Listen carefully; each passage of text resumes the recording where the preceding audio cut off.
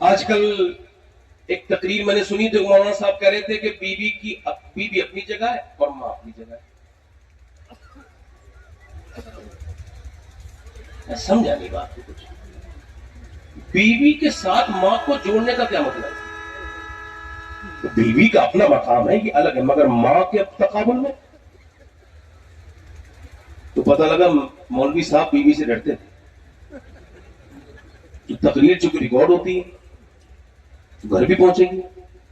کچھ بیچارے اتنے پریشان لوگ ہیں اپنی بیوی سے اتنے ڈرے ہوئے ہیں، اپنی امی سے تو بات نہیں کرے گا، بدنصیب بدبخت ذلیل، مگر ساس کے پاس جا کے کہے گا امی جان، یعنی اس کو امی جان کہے گا.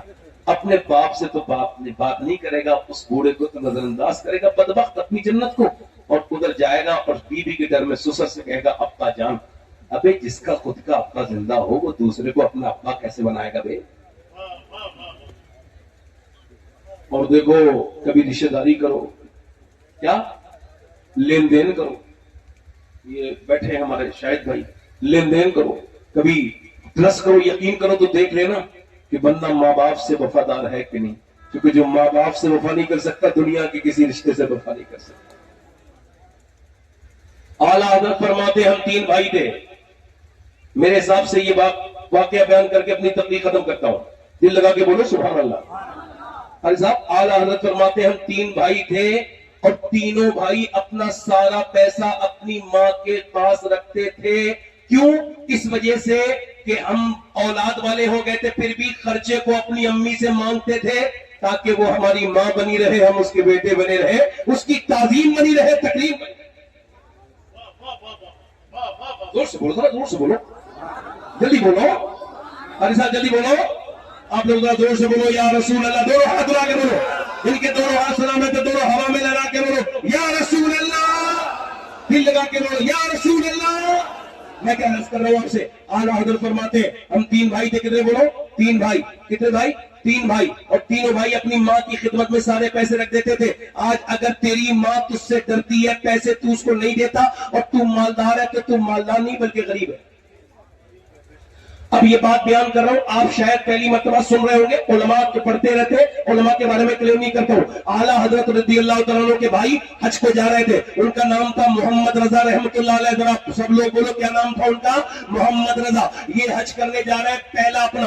اعلیٰ حضرت ایک حج کر چکے ہیں اپنی والدہ کے ساتھ، جس میں آپ کی کشتی خبر میں آئی تھی تو آپ نے بیان کیا تھا کشتی تمہیں پہ چھوڑی اور لنگر اٹھا دیے ہیں، آنے دو یا ڈبو دو. اعلیٰ حضرت اپنے بھائی کو چھوڑنے کے لیے جھانسی جا رہے ہیں، بریلی سے، اور اب جھانسی تک جایا جاتا تھا بیل گاڑی سے، گھوڑا گاڑی سے، اور جایا جاتا تھا پیدل، اور تقریباً 12 13 15 دن تقریباً لگتے تھے. اس سے کم کا سفر نہیں تھا. 500 کلومیٹر تقریباً ہے بریلی سے سفر جھانسی کا. اور جھانسی سے چلتی تھی بمبئیا ایکسپریس. بمبئیا ایکسپریس سے بیٹھ کے جایا جاتا تھا بمبئی، اور بمبئی سے جایا جاتا تھا پانی کے جہاز میں جدہ، اور جدہ سے جاتے تھے مکہ شریف. مکہ شریف سے پھر مزدلفہ، منا اور عرفات، اور اس کے بعد صحیح کر کے اور آخری طواف کر کے پھر بندہ جاتا تھا مدینہ. یہی حج کا رول تھا. اعلیٰ حضرت اپنے بھائی کو رخصت کرنے کے لیے جا رہے ہیں اور پہنچ گئے جھانسی. علامہ ظفر الدین بیاری کہتے اعلیٰ حضرت اپنے بھائی کو چھوڑ رہے ہیں، ٹرین میں بیٹھ چکے ہیں، تیاری مکمل ہے. اس زمانے میں نہ پاسپورٹ کی ضرورت، صرف پیسہ جاؤ ٹکٹ لو اور پہنچ جاؤ مدینے.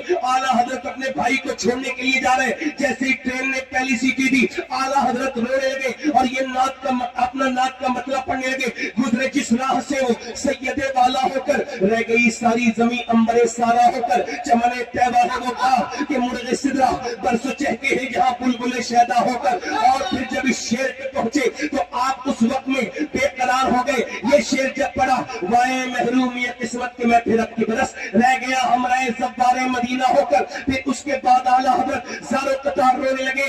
چمن طیبہ ہے، چمن طیبہ ہے، چمن طیبہ ہے وہ پا کہ مرغ سدرہ برس چہکے ہیں جہاں بلبل شیدا ہو کر. پھر فرمانے پھر عرض کرنے لگے لے رضا سب چلے مدینے کو، میں نہ جاؤں ارے خدا نہ کرے. کہنے لگے بھائی میں بھی مدینے جاؤں گا. اور محمد رضا بولے ٹرین چلنے والی ہے، بیٹھیے بیٹھیے بھائی جلدی سے، پیسے ہمارے پاس ہے. پر میں نہیں جاؤں گا تو اسی سال میں حج کو، مگر تمہارے ساتھ نہیں جاؤں گا، واپس بریلی جاؤں گا. کہ بھائی واپس بریلی کیوں جائیں گے؟ آپ کو نہ پاسپورٹ کی ضرورت نہ کسی اور چیز کی. نہیں میں واپس بریلی جاؤں گا. بھائی کیوں؟ اعلیٰ حضرت رونے لگے. فرمایا میں اپنی امی سے اجازت لے کے نہیں آیا ہوں، جب تک ماں اجازت نہیں لے گی اللہ نعرہ تکبیر، نعرہ رسالت، حضرت سبحان اللہ سبحان اللہ. قاری صاحب ذرا دھیان دیجئے. اعلیٰ حضرت فاضل بریلوی اللہ اکبر. ٹرین جب چلتی رہی، جہاں تک ٹرین جاتی رہی،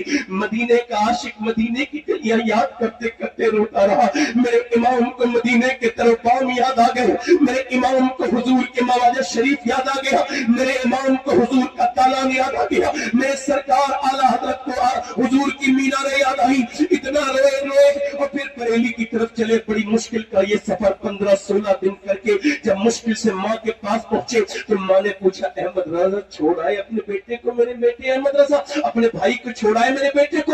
اعلیٰ حضرت کچھ نہ بولے، رونے لگے. سب خیر تو ہے میرے بیٹے، کوئی حادثہ تو نہیں ہو گیا جو تیری آنکھوں میں آنسو ہے؟ نہیں نہیں ماں، میں نے بھائی کو تو چھوڑ دیا. آپ کیوں روتے ہو بیٹے؟ رو کے بولے امی جان میں بھی مدینے جانا چاہتا ہوں، میرا دل بھی گھبراتا ہے مدینے کے لیے. اللہ اکبر. جانو دل ہو شکر سب تم مدینے پہنچے، تم نہیں چلتے رضا سارا تو سامان گیا. امام نے جب اپنی ماں کے سامنے یہ بات کہی، ماں کا دل مچل گیا. تو کیوں واپس آ گیا میرے لاڈلے؟ وہاں ٹرین تھی، تو بیٹھ جاتا، تجھے سب کچھ تھا تیرے پاس. امام نے آگے بڑھ کے عرض کی اے میری ماں، جب تک آپ کی اجازت نہ ہوگی اللہ میرا حج قبول نہ کرے گا. آپ کی اجازت لینے آیا ہوں. اللہ اکبر. ماں مچل گئی. اے آپ کا ممتا کے آنسو باہر آئے اور پھر سسکتے ہوئے اپنے بیٹے کی پیشانی کو چوم لیا اور دونوں ہاتھ اٹھا کے دعا کی یا اللہ میرا بیٹا احمد رضا میں اس سے بہت راضی ہوں، تو بھی اس سے راضی ہو جا. یا اللہ میرے احمد رضا کے حج کو قبول کرنا. یا رسول اللہ میرے بیٹے کی حاضری. پھر جب یہ مزدہ مدینے کے مل گیا، امام نے قلم اٹھایا اور لکھا شکر خدا کے آج گھڑی اس سفر کی ہے جس پر نثار جان فلاح و ظفر کی ہے. ماہ مدینہ اپنی، ماہ مدینہ اپنی، ماہ مدینہ اپنی تجلی عطا کرے. یہ ڈھلتی چاندنی تو پہر کی ہے. پھر امام مدینے کو مکے پہنچے، حج کیا، عرفات کیا اور عرفات میں گئے، مینا میں گئے، مزدلفہ میں گئے. آپ نے رمی کی، آپ نے طواف، جب آخری طواف کرنے آئے تو یہ شعر کہنے لگے اس کے طفیل حج بھی خدا نے کرا دیے. اصل مراد حاضری اس پاک در کی ہے. پھر بریلی والا امام حرم میں کعبہ میں کھڑا ہے اور یہ شعر کہہ رہا ہے کالک جبی کی سجدہ در سے چھڑاؤ گے مجھ کو بھی لے چلو. یہ تمنا حجر کی ہے، آغوش شوق کھولے ہے جن کے لیے حتیم وہ مڑ کے دیکھتے نہیں. یہ دھن کدھر کی ہے؟ برسا کے جانے والوں پر رحمت کرو نثار ابر کرم سے عرض یہ میزا بزر کی ہے. پھر جب بریلی والا احمد رضا مدینہ شریف کی طرف چلے ہیں، مدینے کی گلیوں میں شور ہو گیا بریلی کا عاشق آ رہا ہے، بریلی کا احمد رضا آ رہا ہے. ادھر میرا امام جب حضور کی بارگاہ میں پہنچے، شیخ الحق کی مجد ثانی رحمت اللہ علیہ کبھی جو ہے وہ آپ حج کرنے بھی نہیں گئے اور اقبال بھی کبھی حج کرنے نہیں گئے. کسی نے پوچھا دونوں سے آپ کیوں مدینے نہیں جاتے؟ کہ لگے ہم حضور کو چہرہ دکھانے کے لائق نہیں ہے تو کیسے جائیں گے. مگر جب میرا امام گیا تو اکیلا نہیں گیا بلکہ چہرہ دکھانے کا راستہ بھی نکال کے گیا.